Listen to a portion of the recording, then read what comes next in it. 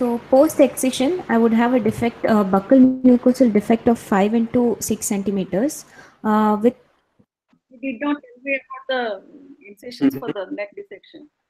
I continue the lip split into a, modified Schobinger incision, with a transverse line starting from the submental, towards the posterior along the lower border of the mandible, in the submandibular region, reaching the tip of the mastoid process, with and then another vertical limb that slightly S-shaped that runs downwards towards the at the edge of the trapezius, in a curved manner till the midline clavicle to expose the leg bones. Okay. Uh, So so tell me about the steps of neck dissection because you will be asked in the exam sometime. neck dissection, Okay. after the skin Okay, just one point. Even if the oncologist is doing the neck dissection, what are the important things you would like to save in those things? You would like to advise the oncologist. one is to keep, preserve the branches of the external jugular vein, and also locate the superior thyroid artery, so that you The can plan. external jugular, So, how ma'am, many branches it will have? External jugular. ma'am, I cannot hear you, ma'am. You said Madam, branches. voice is very low, madam. Okay, sorry. Branches of the external jugular, you said. How many branches it will have? External jugular. You mean to say internal jugular or external jugular? In a modified neck dissection, I want to preserve the internal jugular, the spinal accessory, and the sternocleidomastoid. Okay. So you would like to save the internal jugular and you would like to save some branches and Yes, ma'am. also external jugular, right? Yes, ma'am.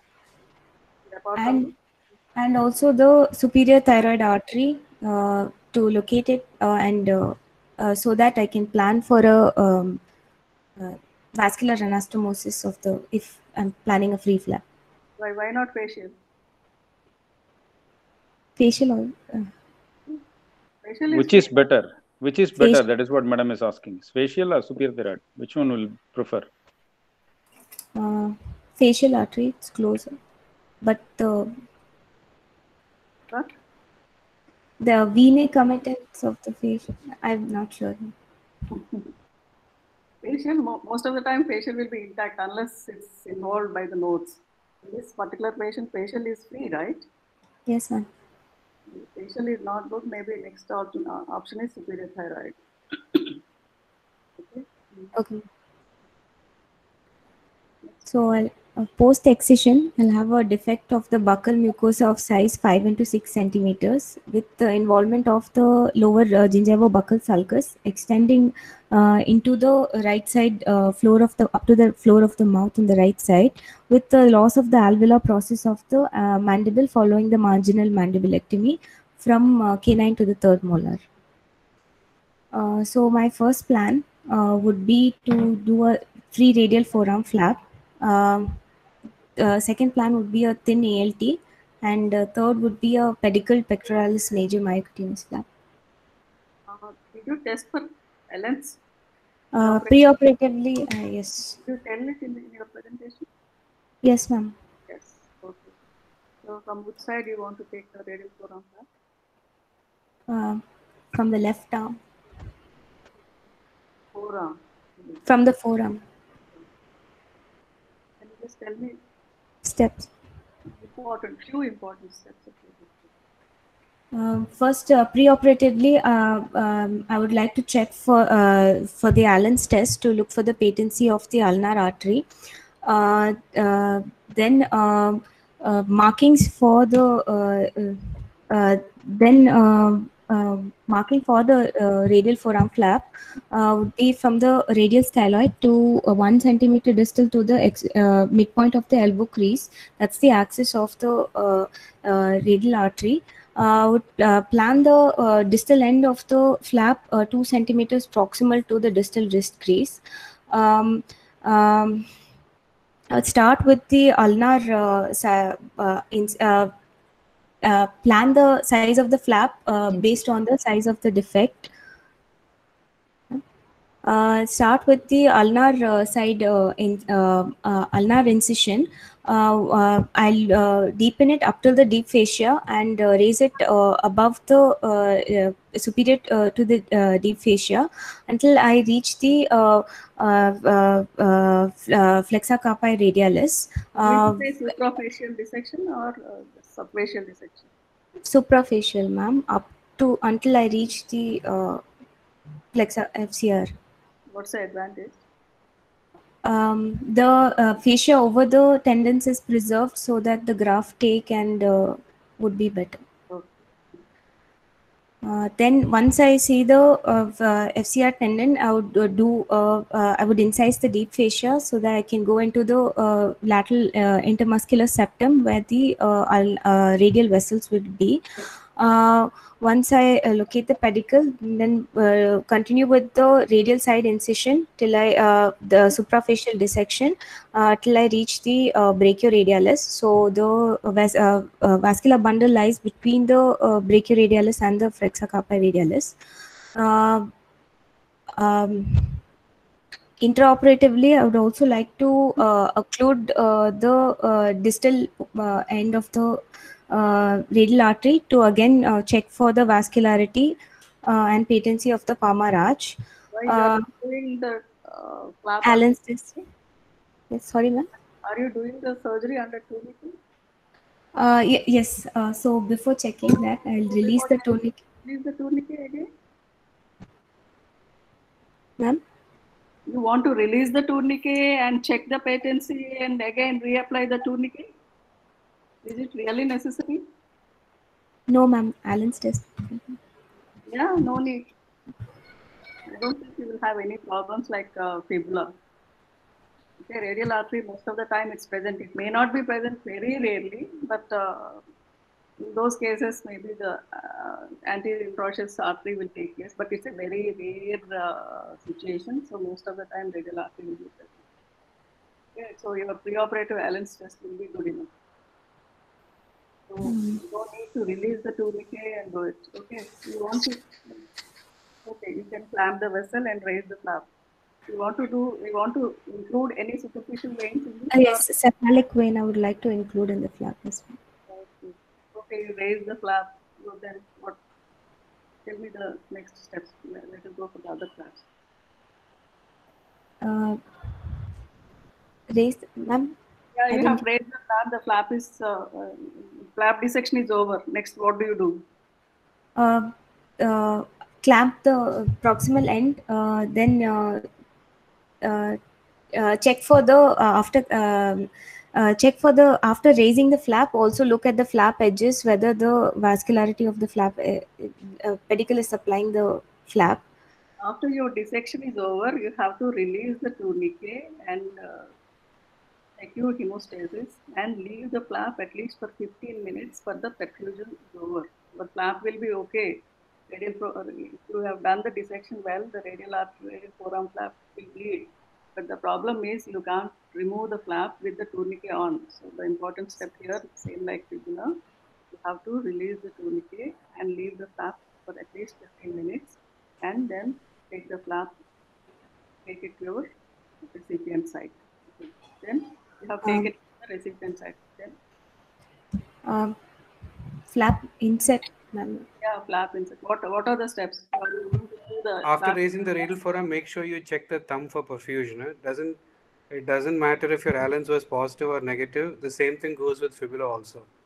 After raising the flap, you always check for the hand perfusion and foot perfusion, because there can be other causes why the arch is not complete, both in the hand and the leg. So you always check.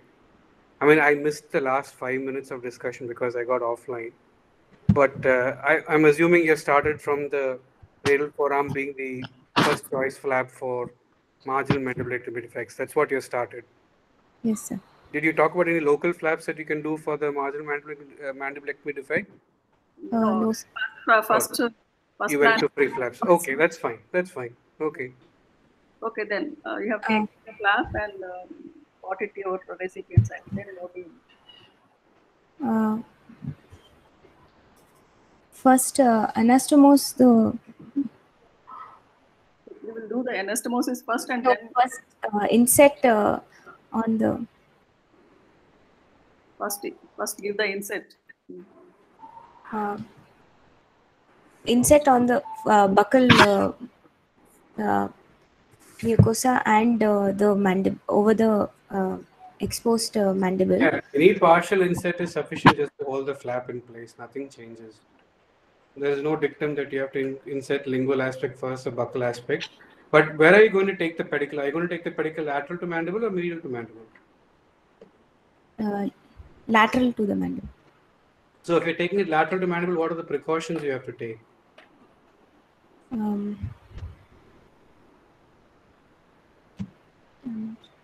Most importantly is a lot of people do marginal mandiblectomy with very sharp edges of the mandible. So you got to make sure you're saucerize the marginal mandibular well. Mandibular well should be a smooth surface. If it's a sharp surface and time, it'll cause traction, it'll cause irritation, might cause thrombosis. So you've got to make sure that the marginal is saucerized well. And it should be a boat-shaped saucerization. There should be no acute angles. Otherwise, the stresses will cause it to fracture later. The masticatory load because of torsion will cause the mandible to... So to do a marginal mandiblectomy itself is an art. It's no point cutting it like a square or like a box and taking it away because the right angles and sharp angles will cause fracture at the end. So you've got to make it like a trough. So unless there is an attendant floor of mouth defect, you take the pedicle lateral to the mandible. And you said you'll take cephalic vein. How safe is it to do the cephalic vein anastomosis?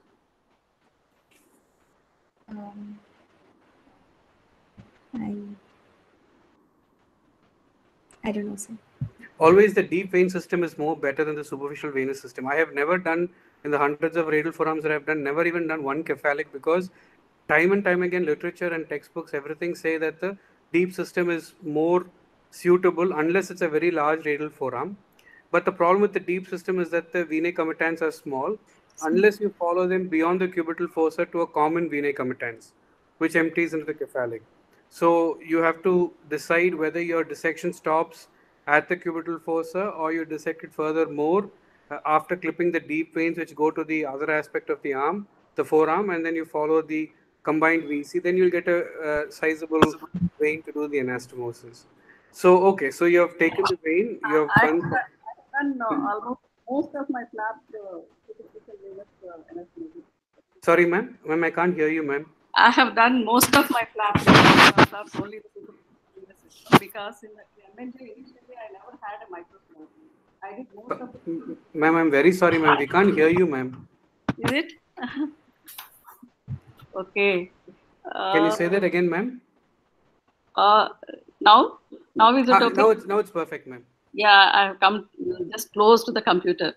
What I'm saying is, initially I was doing all my flaps in MNJ with my magnifying loupe alone.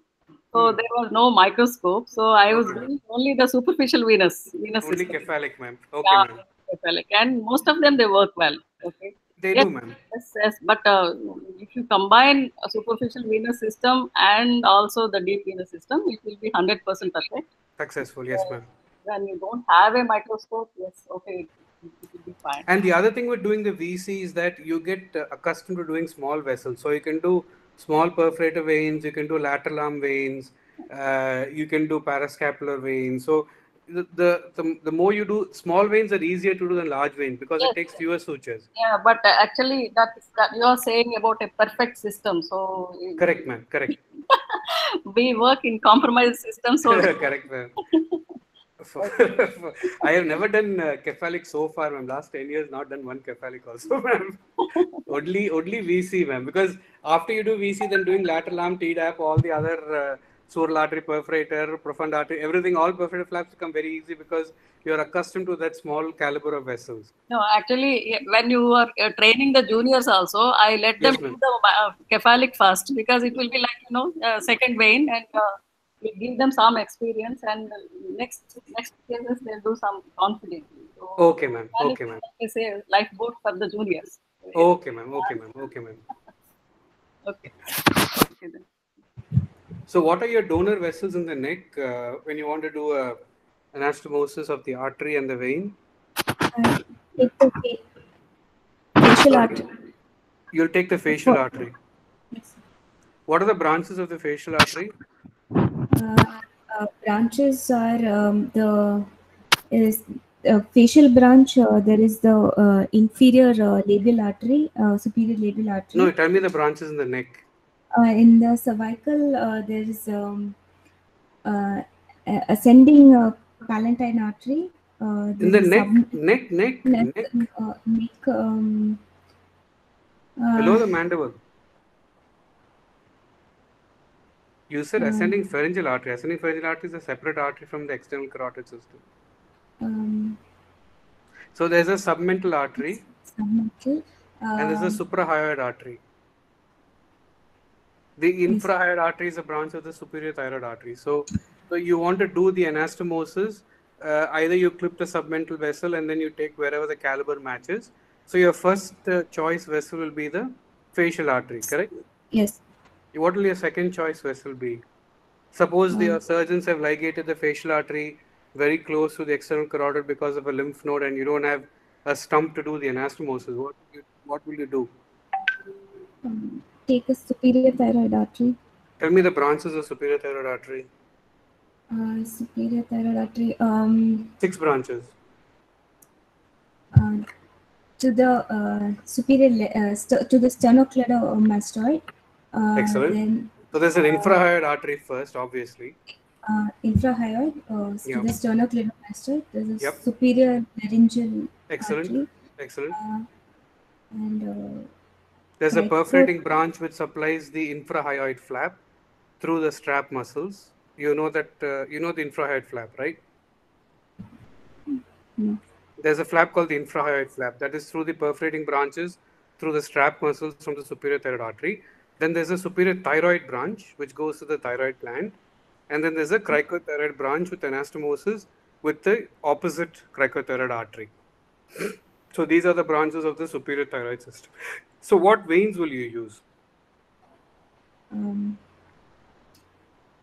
The external jugular. Why would you do the external jugular when you have the internal jugular branches there for you? Internal jugular. So you're doing an MRND in this patient. What are the chances of damaging the external jugular vein during an MRND? Where does the external jugular vein empty into? It empties subclavian. No, it empties mostly into the internal jugular lower down or into the subclavian. I agree. So in an MRND, there's a high chance that in level 5 that some damage to the external jugular vein can be there.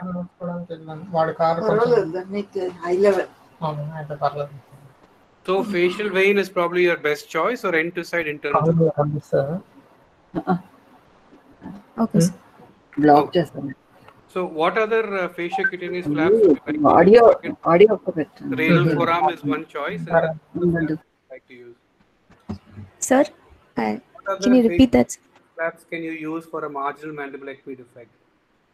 Free flap, sir. Yes.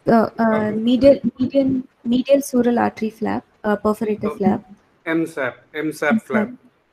Yes, okay. Sir. What's the advantage of MSAP flap? Donor site is well hidden. The donor's large skin panel can be taken and closed. No, you can't take large skin panel. Anything you take more than 8 centimeters, you have a skin graft. So you can only take up to 8 centimeters or whatever is primarily closable. But more importantly, it is hairless. There is no hair on your calf compared to the radial artery, where unless you go to the volar aspect, towards the ulnar aspect rather, that you will not have hair. So MSAP has the advantage of being hairless. And it can be done under two. It's quite away from the. Yeah, 2 teams can operate. Obviously, it's very away from your primary resection site.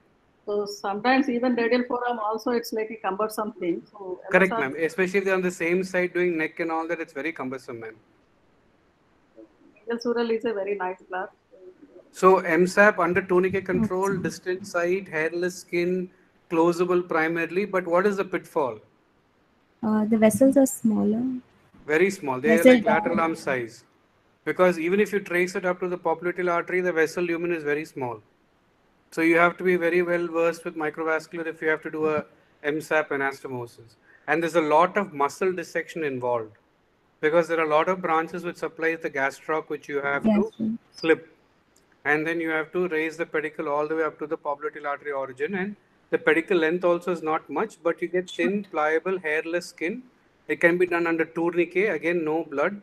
And so that's a second good flap. Excellent. So radial forearm, MSAP. What other flaps can you use?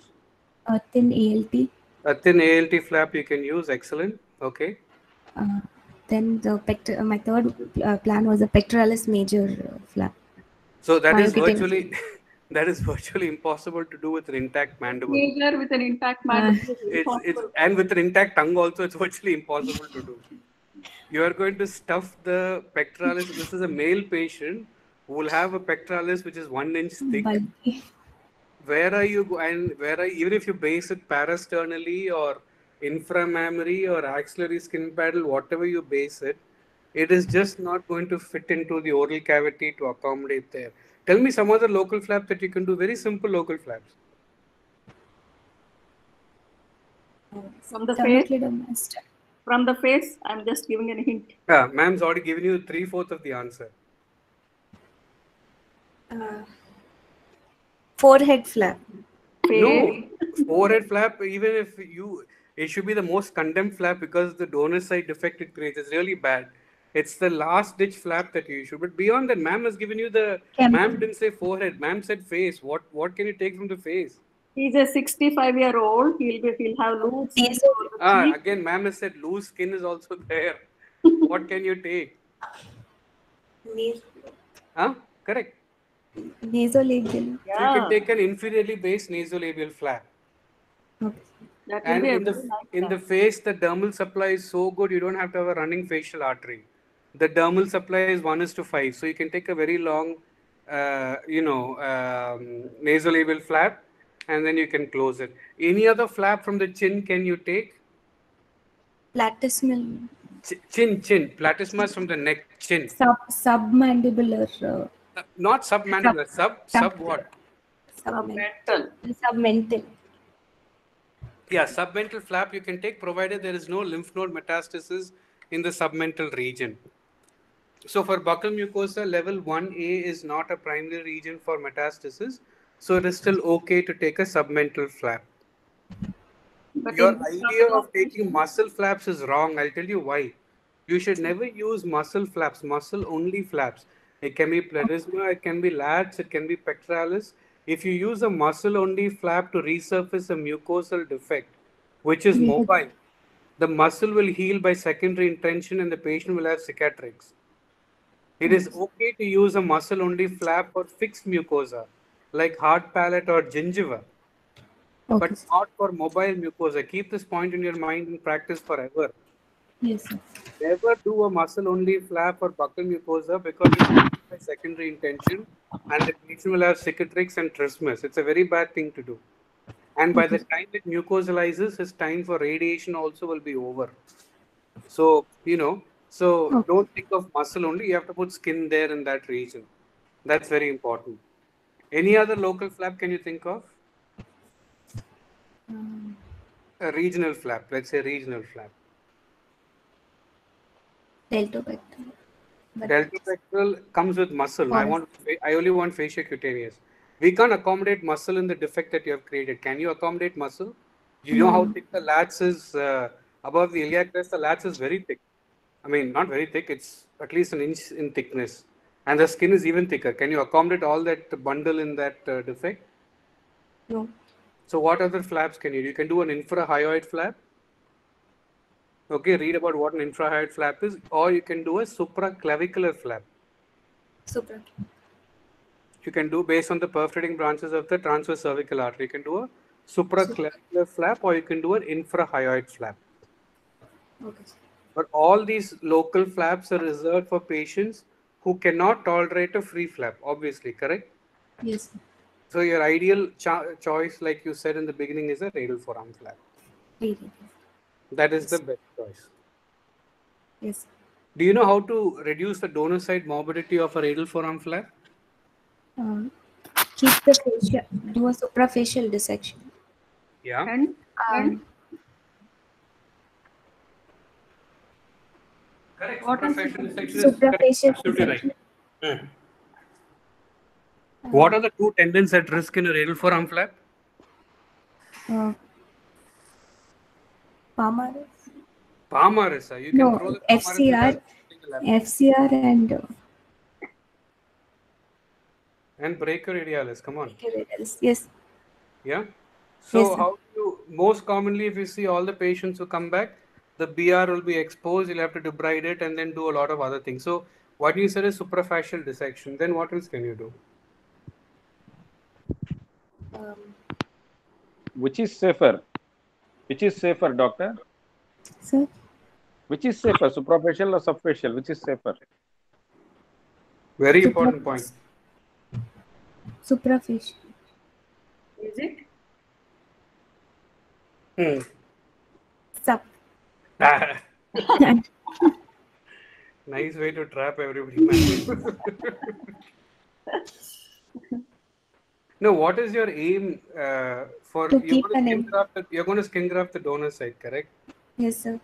So So, I want to keep an intact face for the not intact fascia alone. What else you have to keep? What is the thing that you have to keep intact?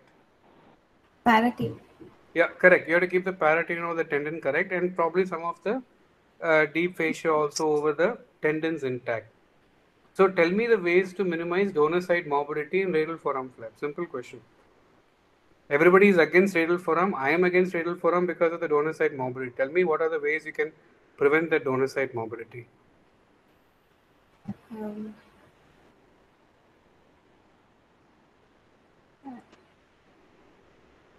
Can you do any advancement flaps? Have you read about those things? What is an ulnar advancement transposition flap? I'm not sure, sir. What is shape modified radial forearm flap? I don't know, sir.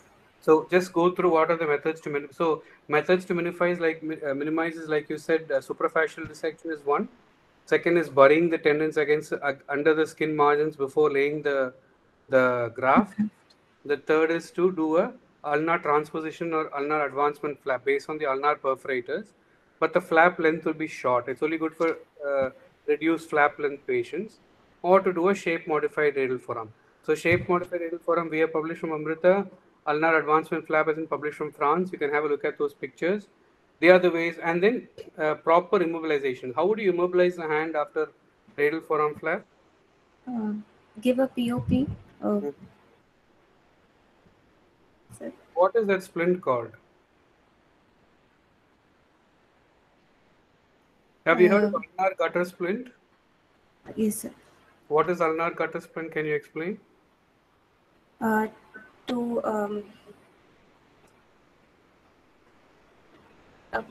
the ulnar. Have you seen an ulnar gutter splint first? What you do is you flex your wrist now. Okay, sir. As I'm doing, when you flex your wrist, what happens? What is the tenting? Where is the tenting? More ulnar deviation. No. Where is the tenting of the tendons? Sir? No, when you flex your wrist. Yes, sir. Where is the tenting of the tendons? Your tendons are tented, no? Yes, sir. More on the ulnars. Yeah, which means that when you place a skin graft, there's a dead space below the tendons, correct? Yes, sir. Now you extend your wrist. Yes. All the dead space is gone, no? Yes, sir. So you have to have an ulnar gutter splint, which is a extension at the wrist, flexion at the proximal, that is the MCP, and extension at all the other joints distal to that. You understand, no? Yes, sir. It's like a bird. Okay, sir. This is the only way that the graft is going to stick to the bed. Okay, sir. If you put a POP in wrist flexion, you're gone. Because the graft will be flying in the air and will be no contact with the underlying bed. So this is called an ulnar gutter splint. Ulnar. Say that again. Ulnar gutter splint. Gutter splint. Yeah. Okay. Good. So you put an ulnar gutter splint, and yeah, remaining questions, ma'am can ask. Ma'am and sir can ask. This is all I know. No, it's almost done, I think.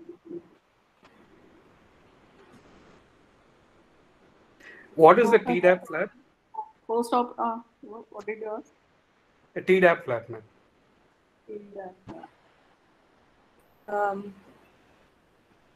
Facial thoracodorsal artery perforator flap. Excellent. It's based on the branch of the. Tell me the branches of thoracodorsal artery.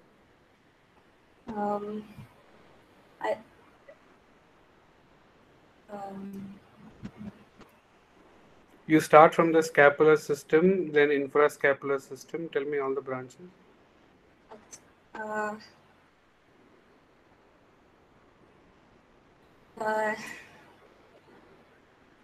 So you should read Cormack and Lombardi for the arterial system of the body so that you understand. So the TDAP is based on the terminal perforating branches of the thoracodorsal artery, distal to the branch that supplies the serratus and the branch that supplies the angle of the scapula. The advantage of a TDAP again is that it's a concealed flap, and you can do two-team approach, but the patient has to be on lateral decubitus position, and you get a thin flap. You can close it primarily, and it's quite robust and long pedicle length. Especially if you go to the subscapular system and beyond, it's got a very long pedicle length. But it's a flap more described for breast and other things rather than for head and neck. But it's another. But you have to remember, a septocutaneous flap is any day more safer than a perforator flap, correct? Yes, sir. We only have two septocutaneous flaps in the body that we can use. One is radial forearm and the other is a lateral arm. Even though the ALT can have a septocutaneous perforator, it doesn't have the series of perforators that a radial forearm or a lateral arm can have. Because lateral arm, the lateral intermuscular septum, the radial forearm, the intermuscular septum, all have multiple perforators coming through the septum into the skin. So the safest for me in any patient is to attempt to do a septocutaneous flap where there are multiple perforators. Rather than do a single perforator flap, it can be groin, skip, SIEP, can be any flap that I can harvest, profound artery perforator, any flap that I can harvest, but a septocutaneous flap is always more safer than a perforator based flap. Okay, so TDAP is an important question. Surface landmark of TDAP, where and all can the TDAP variation come? That is an important thing. You should know that. Yeah. Yes. Good. Okay, once you finish up the anastomosis and the flap insert, what do you do post-op?